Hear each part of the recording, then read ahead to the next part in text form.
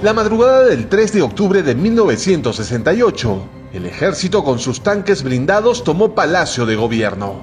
El general Juan Velasco Alvarado dio un golpe de estado al presidente Fernando Belaúnde Terry para instaurar el gobierno revolucionario de las Fuerzas Armadas. 6 días después, el general Velasco anunció la toma de los yacimientos petrolíferos de Brea y Bariñas en Talara y la expulsión de la compañía estadounidense International Petroleum Company. Este sería el inicio de muchas expropiaciones que experimentaría el Perú. Las fuerzas de nuestra primera región militar están ingresando al campo de Talara para tomar posesión de todo el complejo industrial que incluye la refinería. El gobierno militar instauró un régimen de izquierda nacionalista. Velasco Alvarado tenía admiración por el modelo económico y político de la Revolución Cubana, y en diciembre de 1971 recibió a Fidel Castro en Lima, restableciendo las relaciones diplomáticas con la isla, interrumpidas en 1960. Al igual que en Cuba, el gobierno militar hizo una reforma agraria sin precedentes. El argumento: poner fin al sistema que mantuvo a los campesinos en la pobreza. Campesino, el patrón ya no comerá más tu pobreza. El 24 de junio de 1969, Velasco decretó la reforma agraria. Las tierras fueron expropiadas y repartidas entre los campesinos.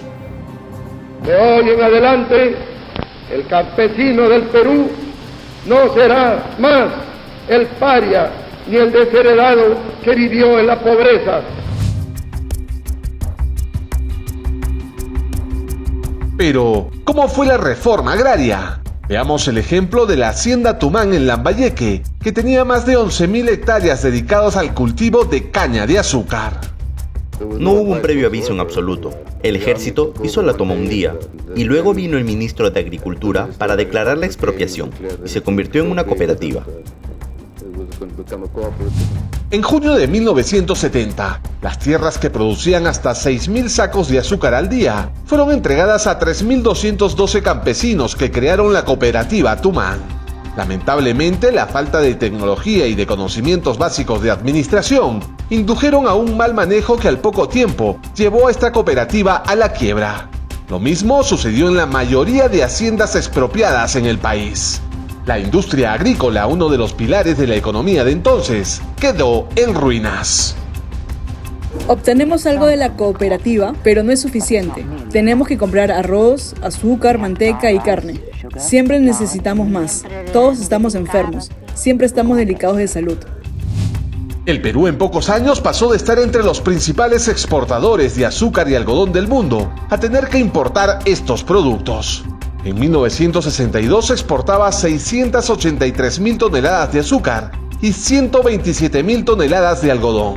Se expandió la frontera agrícola de ambos productos en un 45%, para luego de la reforma agraria de Velasco tener una estrepitosa caída y seguir importando hasta el día de hoy. Pues sí, tuvimos una reforma agraria, pero nuestra pobreza continúa. ¿Y quién se enriquece mientras pasamos hambre? Es la élite militar y sus amigos.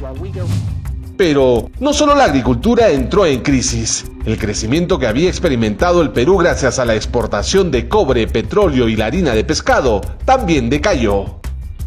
La inflación, uno de los mayores flagelos para el pueblo, pasó de 6,5% antes de la revolución de Velasco al 16,9% en 1974 y al 23,6% en 1975. La política de expropiación de la dictadura militar espantó la inversión privada y extranjera, ocasionando la falta de empleo. Para 1972, los índices de pobreza habían aumentado hasta alcanzar un 64% a nivel nacional y un 84,5% en zonas rurales.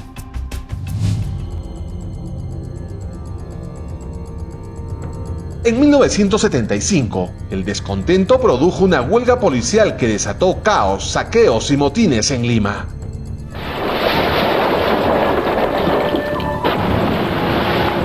Murieron 83 personas y quedaron 155 heridas. La situación era insostenible y el general Francisco Morales Bermúdez dio un contragolpe y destituyó al general Velasco. 3 años después, Morales Bermúdez convocó a una asamblea constituyente que entregó una nueva constitución en 1979 y en 1980 organizó las elecciones generales. El voto del pueblo reivindicó a Fernando Belaúnde Terry, poniendo nuevamente en el poder al presidente que Velasco había sacado 12 años antes. Desde este momento quedan restablecidos el régimen constitucional, los derechos humanos y la libertad de prensa por la voluntad general de los pueblos. Pero en 1980, cuando Belaúnde asume la presidencia, el Perú estaba en bancarrota. La inflación alcanzó un 60,8%, el PBI cayó un 25% y la deuda externa era de 13.500 millones de dólares. La pobreza y el odio de clases que había sembrado Velasco dieron origen en nuestra serranía al terrorismo de Sendero Luminoso. En esas condiciones y con solo 35 años, Alan García asumió la presidencia en 1985. Su gobierno populista y demagogo implantó nuevas políticas de izquierda. Desconoció la deuda externa y el Fondo Monetario Internacional declaró al Perú como país inelegible, es decir, ya no podíamos acceder a créditos internacionales.